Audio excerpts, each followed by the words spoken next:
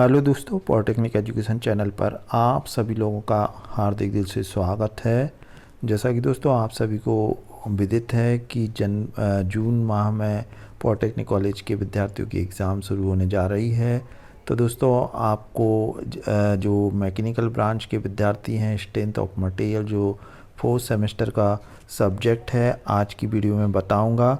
साथ ही साथ दोस्तों आप लोगों को किस तरीके से आंसर प्रेजेंट करना है वो बताऊंगा और किस तरीके से आप अच्छे नंबर ला सकते हैं, तमाम जानकारी इस वीडियो के माध्यम से दूंगा। और दोस्तों स्ट्रेंथ ऑफ मटेरियल का एक पिछला वीडियो और मैंने बनाया था, वो आप प्लेलिस्ट में जाकर देख लें। तो दोस्तों आज का वीडियो और पुराना जो वीडियो मैंने पिछले साल डाला था, दोनों यदि आप देखते हैं तो ये मान के चलें कि आपका 100% आप पास हो जाएंगे। कौन कौन से क्वेश्चन करना है, किस तरीके से करना है, सारी जानकारी इस वीडियो के माध्यम से दूंगा। तो दोस्तों वीडियो अच्छा लगे तो अपने दोस्तों के साथ ज़रूर शेयर करें। और चलिए दोस्तों हम वीडियो शुरू करते हैं। तो दोस्तों देखें, ये जो पेपर है स्ट्रेंथ ऑफ मटेरियल का 2022 का है और एक मैंने और बनाया था। तो दोस्तों इस तरीके से यदि आप लोग ये पेपर सॉल्व कर लेते हैं तो निश्चित तौर पे ना केवल आपको अच्छे मार्क्स आएंगे बल्कि आपका कॉन्फिडेंस भी बढ़ जाएगा और अन्य सब्जेक्ट भी आपके अच्छे जाएंगे। यहाँ दोस्तों आपको नॉर्मली जो लिखा रहता है 7 क्वेश्चन है, इंटरनल चॉइस है। अब इसमें इंग्लिश वर्जन ही फाइनल माना जाएगा। अब दोस्तों सबसे पहले आप लोगों को क्या करना है कि जितने भी स्ट्रेंथ ऑफ मटेरियल के हैं तो इसमें आपको क्या करना है, जितने थ्योरी के क्वेश्चन हैं वो आप चाहे तो असाइनमेंट बना लें या अलग से अपने नोट्स के बना लें, क्योंकि ये आपके एग्ज़ाम में बहुत काम में आएंगे। तो दोस्तों सबसे पहला क्वेश्चन है define principal stress and strain, 5 number का है। इसे आप अच्छे से याद कर लें, क्योंकि दोस्तों अपने मन से लिखते हैं तो फिर उसमें आपको नंबर नहीं मिल पाते हैं।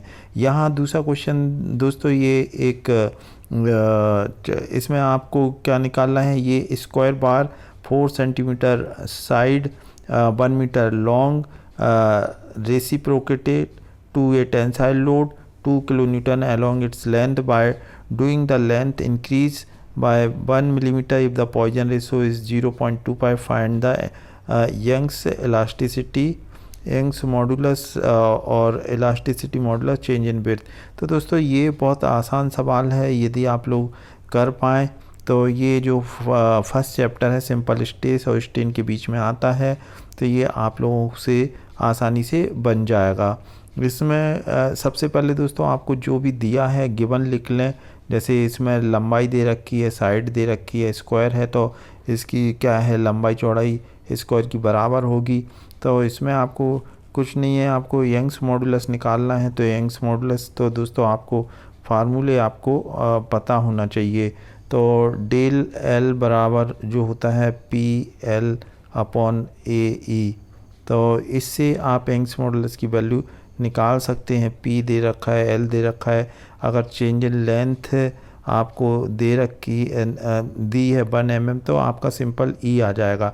और इसी तरीके से फिर आपको पॉइजन रेशो बराबर क्या होता है, lateral strain upon linear strain.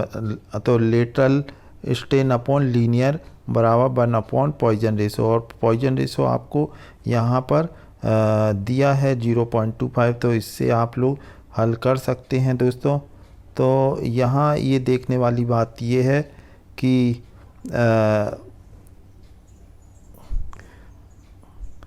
यहाँ दोस्तों देखने वाली ये बात ये है कि ये इस तरीके के सवाल आप लोगों से आसानी से बन जाएंगे। पॉइजन रेशो क्या है, फैक्टर ऑफ सेफ्टी है, पिछली बार भी ये एग्ज़ाम में आया था, तो इसको आप लोग लिख लें। जैसे पॉइजन रेशो बराबर अभी मैंने बताया lateral strain upon linear strain, ऐसे ही फैक्टर ऑफ सेफ्टी का भी फार्मूला है। तो ये 1.5 नंबर के हैं, ये आप लोग कर लें। अब यहाँ पर दोस्तों एक और सवाल दे रखा है, ये क्वेश्चन अलग है, नहीं ये B वाला पोर्शन है। या तो आपको ये ऊपर वाला करना है या नीचे वाला करना है। तो यहाँ पर फिर ये पॉइंट इस सब्जेक्टेड टू टेंसाइल स्ट्रेस इतनी दे रखी है और 60 newton millimetre on to mutual. तो ये दोस्तों आपको प्रिंसिपल स्ट्रेस और स्ट्रेन का है। यदि आप लोग प्रिंसिपल स्ट्रेस और स्ट्रेन का नहीं करना चाहते हैं तो ऊपर वाला कर सकते हैं और इसको आप छोड़ भी सकते हैं। अब यहाँ दोस्तों देखें तो define shear force bending moment. यदि दोस्तों और एक और चीज़ मैं आपको बता दूं, आपको यदि एक आंसर इनके नहीं आ रहे हैं तो आप मेरी प्लेलिस्ट में चले जाएं, स्ट्रेंथ ऑफ मटेरियल के जो भी चैप्टर का आपको डाउट है तो उस पर जाएंगे तो आपके एग्ज़ाम से संबंधित क्वेश्चन भी मैंने सॉल्व किए हैं, तो आप वहां जाकर देख सकते हैं। अब जैसे शियर फोर्स, बेंडिंग मोमेंट और राइट रिलेशन बिटवीन देम, तो ये 5 नंबर का है, इसको आप कर सकते हैं। फिर इसमें कैंटिलीवर, ये चित्र की सहायता से आपको क्या करना है, with the help of the NEET sketch draw the diagram of cantilever simply supported fixed beam. तो ये बहुत सिंपल है, 5 नंबर के हैं, आप लोगों को डायग्राम बनाते आना चाहिए। जैसे कि कैंटिलीवर बीम का कैसा बनेगा दोस्तों, जैसे मान लो कैंटिलीवर बीम एक फिक्स रहेगा और दूसरा फ्री रहेगा, तो ये कैंटिलीवर बीम बन जाएगा। सिंपली सपोर्टेड का ये इस तरीके से बनेगा। तो डायग्राम आपको बनाते आना चाहिए। और फिर इसके बाद इन्होंने क्या बोला है, कैंटिलीवर और फिक्स्ड बीम, तो जैसा नाम है फिक्स्ड बीम है तो दोनों साइड से ये फिक्स्ड हो जाएगा, तो इसे हम फिक्स्ड बीम बोलेंगे। तो दोस्तों ये इस तरीके से आप लोगों को करना है। फिर ये draw the shear force bending moment diagram, ये डायग्राम ये 15 नंबर का है। इसमें draw the shear force bending moment diagram of the following. तो दोस्तों ये वाला जो आपको प्रॉब्लम है, ये वाली प्रॉब्लम आपको मैं प्लेलिस्ट में आप जाएंगे तो आपको मिल जाएगी। तो आप सोम की जो वीडियो है वहाँ पे जाके आप इसको देख सकते हैं। बहुत सिंपल है और इजी है, आप लोग इसको अटेम्प्ट कर सकते हैं। अब दोस्तों हम नीचे चलते हैं तो और में भी ये सिंपली सपोर्टेड बीम वाला है, तो ये भी आपको मिल जाएगा। यहाँ पे सिंपली सपोर्टेड बीम है, shear force bending moment diagram बनाना है, ये 15 नंबर का है। और अब यहाँ अगला क्वेश्चन देखते हैं, write down the modulus of section following. तो फार्मूला एंड डायग्राम बनाना है इनके। तो ये जो है रेक्टेंगुलर सेक्शन का हॉलो, रेक्टेंगुलर सेक्शन का सर्कुलर, तो ये आप लोग बनाकर देख लें किस तरीके से बनता है बीम के shear. Write down the modulus of section following section का, तो ये आपको बनाते आना चाहिए। तो इनको आप अलग से बना के रख लें ताकि आपके एग्ज़ाम के टाइम पे आपको दिक्कत नहीं हो। यहाँ बेंडिंग स्ट्रेस का फार्मूला है, तो दोस्तों right formula only bending stress for following beam. Cantilever beam point load के लिए क्या होगा बेंडिंग, तो ये सिंपली सपोर्ट के लिए क्या होगा। तो दोस्तों ये 3 नंबर के हैं। यदि आपने शियर फोर्स बेंडिंग मोमेंट के सवाल किए होंगे तभी आपसे ये वाला बनेगा।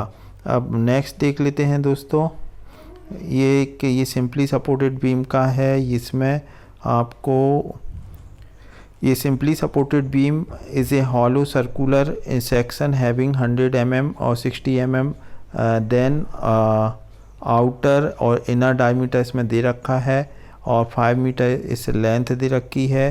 हैविंग W किलो न्यूटन और पॉइंट लोड दिया है, इसमें point load W kilo newton लिखा हुआ है पर वैल्यू नहीं दी है। At a distance of 2 metre from the right support और maximum stress not to exceed 80 newton per mm। तो find the value of W। तो इसमें आपको W की वैल्यू निकालना है दोस्तों। ये आपका बेंडिंग स्ट्रेस का जो फार्मूला है उससे आपको करना पड़ेगा। ये 14 नंबर का है। अब यहाँ दोस्तों इसके यहाँ पर एक दूसरा दिया है, ये कैंटिलीवर बीम का है, rectangular in section having the ratio width और डेप्थ का रिलेशन बताया है। पॉइंट लोड 4 किलो न्यूटन का है। यूडीएल आपको UDL of 1 kilonewton per meter its center maximum bending stress is not exceed the 74। calculate the width of width and depth of beam. तो दोस्तों आपको शियर फोर्स बेंडिंग मोमेंट की diagram जो chapter है वो यदि आप नहीं करेंगे तो ये सवाल जो बेंडिंग स्ट्रेस के हैं ये भी आपको आसानी से नहीं बनेंगे। तो आपको वो चैप्टर करेंगे तो ये आपको काफ़ी आसानी से बन जाएगा। या आपको नहीं भी आ रहा है समझ में तो आप वो मेरी वीडियो बेंडिंग स्ट्रेस वाली जाएंगे तो ये वाला जो सवाल है जो आप देख पा रहे हैं ये इस तरीके के सवाल उसमें आपको पक्के में मिल जाएंगे। अब यहाँ दोस्तों ये define the relation for torque equation, तो ये 10 नंबर का है। तो ये आप लोगों को आना चाहिए किस तरीके से ये जो इक्वेशन आई है यहाँ पर ये जो T/J सी थीटा, यहाँ पे जी भी लिखते हैं सी भी लिखते हैं। तो जी मॉडुलस ऑफ रिजिडिटी को बोलते हैं, थीटा एंगल ऑफ ट्विस्ट है और एल लेंथ है यहाँ पर लिखा हुआ है F/R। तो दोस्तों ये आपको प्रूव करना आना पड़ेगा तब आपको 10 नंबर मिलेंगे। तो ये आप लोग देख लें या आप ये उसके बदले यहाँ पर आपको एक सिंपल सा ये स्टिफनेस का है या डायमीटर ऑफ सॉलिड शाफ्ट का है। ये इसमें दोस्तों ये जो फार्मूले हैं ये टॉर्क का है। ये 5वां क्वेश्चन, ये electric motor is transmitting 10 kilowatt of power at 300 RPM। Calculate the diameter of solid shaft using the following both strength and stiffness method. तो ये यहाँ पे आपको दोस्तों ये वाला सवाल करना होगा। इसके फार्मूले आपको मालूम होना चाहिए, P बराबर 2π/NT/4500।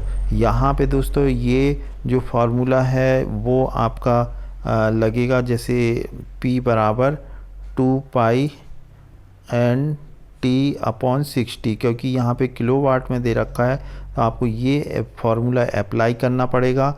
और इसके बाद टॉर्क का एक ये फार्मूला होता है T बराबर टॉर्क π/16 Fs/dq। तो इनकी हेल्प से आप सवाल कर सकते हैं और ये भी 10 नंबर का है। तो ये आपको चैप्टर आपको पूरा करना पड़ेगा तभी आपको आएगा। यहाँ दोस्तों यहाँ जो मैं कहना चाह रहा हूँ कि थ्योरी के जितने भी हैं क्वेश्चन वो आप ज़रूर कर लें। और सेम ये यहाँ पर फिर एक और सवाल दे रखा है, compare the weight of solid और hollow shaft for the metre length from given data. तो ये भी आपको पावर ट्रांसमिशन का है। आप ये पावर ट्रांसमिशन का सवाल इजी भी रहते हैं तो आप इसको भी कर लें। ये स्प्रिंग का आ गया, helical spring is made of 10 mm wire having 20 millimetre mean diameter is having the 10 coil.